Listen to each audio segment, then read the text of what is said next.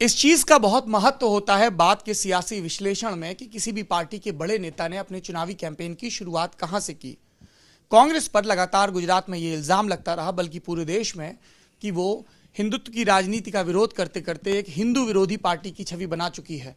इस छवि को ध्वस्त करने के लिए गुजरात में राहुल गांधी ने कई मंदिरों की परिक्रमा की और अपने गुजरात कैंपेन की शुरुआत कान्हा के शहर द्वारका से की, जहां पे द्वारकाधीश का मंदिर भी है।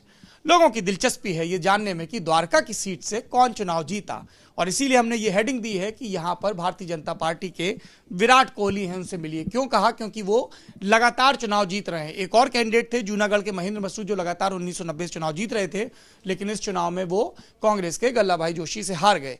मगर द्वारका की सीट पर भारतीय जनता पार्टी के नेता, जो अपनी मूंछों के लिए भी मशहूर हैं और इसलिए भी कि उनके समर्थक शिव शिव का नारा लगाते हैं, क्योंकि खुद पबुभा विरंभा मानिक शिव शिव बोलते रहते हैं कान्हा की नगरी में। पबुभा मानिक को मिले 73,431 वोट। वहीं से कांग्रेस के जो उम्मीदवार थे, उनका नाम था मेरा मनगारिया, उनको मिले 67,692 वोट। ये आपको तस्वीर नजर आ रही है जिसमें पबुभा नरेंद्र मोदी के साथ नजर आ रहे हैं। नीचे आइए, बताते हैं इस सीट के कुछ और ब्यौरे।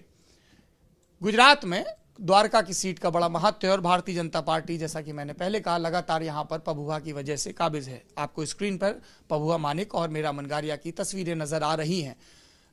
राष्ट्रीय अध्यक्ष हैं जो भाजपा के अमित शाह, उन्होंने यहां पे 6 दिसंबर को रैली की थी। कांग्रेस ने भी, कांग्रेस के जो नेता हैं राहुल गांधी, जो अब उसके राष्ट्रीय अध्यक्ष हैं, उन्होंने द्वारकाधीश मंदिर के दर्शन करके अपने चुनावी अभियान की शुरुआत की थी। पबुभा मानिक 6 बार से लगातार चुनाव जीत रहे हैं। 1990 से लगातार पहले 3 बार वो निर्दलीय जीते, फिर 2002 में कांग्रेस से लड़े और जीते। 2007 में उन्होंने भाजपा ज्वाइन कर ली और उसके टिकट पर अब लगातार तीसरी बार मैदान में हैं। पबुभा की जीत का अंतर पिछली बार 5,000 वोटों से कुछ ज़्यादा था। तब उन्होंने कांग्रेस के कैंडिडेट मुलुभाई खंडोलिया अहीर को हराया था। लोकल लोगों का मानना था कि कांग्रेस ने अगर फिर मुलुभाई को टिकट दिया होता तो ज़्यादा फायदेमंद रहता। हालांकि जो मेरा मनगारिया है वो भी उसी अहीर समुदाय से माने जाते हैं, जिसका यहाँ पे अच्छा खासा दखल है। द्वारका पे केंद्र सरकार की भी नजर इनायत है। भारत सरकार की एक योजना है हृदय heritage city development and augmentation योजना। इसे 21 जनवरी 2015 को लॉन्च किया गया था। इस योजना के तहत ऐतिहासिक धरोहरों को सहेजना है और द्वारका भी इस लिस्ट में शामिल था, जिसका भारतीय जनता पार्टी को फायदा मिला।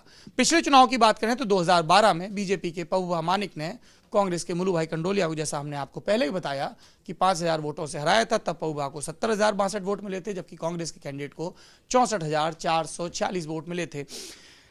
द्वारका की पूरी जो सियासत है वो टेम्पल टाउन है, तो तीर्थ के इर्द गिर्द घूमती है। जो भी यहाँ का कारोबार है वो उसी के इर्द गिर्द है। गाँव के लोग खेती किसानी करते हैं। गांव के लोगों में कांग्रेस भाजपा को लेकर बटी राय थी, लेकिन शहरी इलाकों में भारतीय जनता पार्टी को एक तरफा बढ़त हासिल थी और आखिरी में वही बढ़त निर्णायक साबित हुई। thelalantop.com ने पिछले 1 महीने में गुजरात के हर जिले में जाके वहां के जमीनी हालात, वहां के मुद्दों से आपको वाकिफ कराने की कोशिश की अपनी ग्राउंड रिपोर्ट और फेसबुक लाइव के जरिए।